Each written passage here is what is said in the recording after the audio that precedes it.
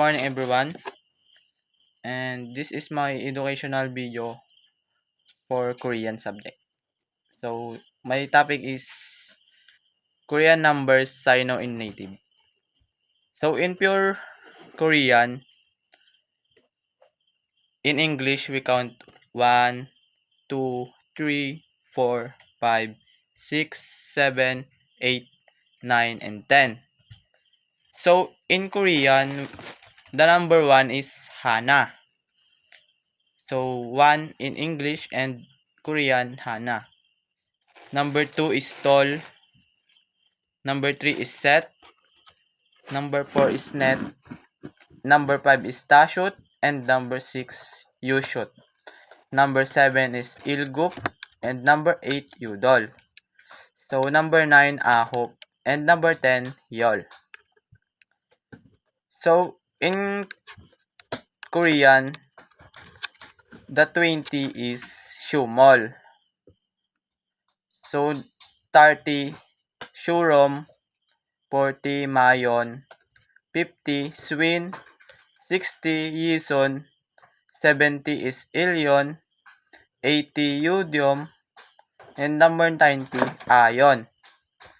So this is the pure Korean numbers. So next is Sino-Korean numbers. So in Sino, we add 0 if we count.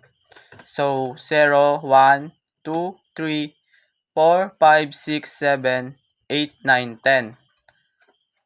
20, 30, 40, 50, 60, 70, 80, 90, and we add 100, 1,000, 10,000, 100,000, and 1 million. So, the 0 is pronounced by Kong. So, in Korean, 0 is Kong. And number 1, Il. So, number 2, I. Number 3, Sam. Number 4, Sa. Number 5, U. Number 6, Yuk. Number 7, Chil. Number 8, Pal. Number 9, Ku. And number 10, Ship. So, in number 20, we add I ship. 30, Sam ship. 40, Sa ship. 50, O ship. 60, Yuk ship. In 70, Chil ship.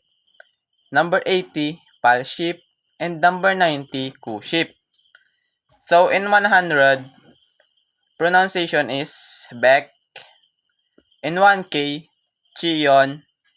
And 10K, Man. In 100K, Shinman. And 1 million is Bekman.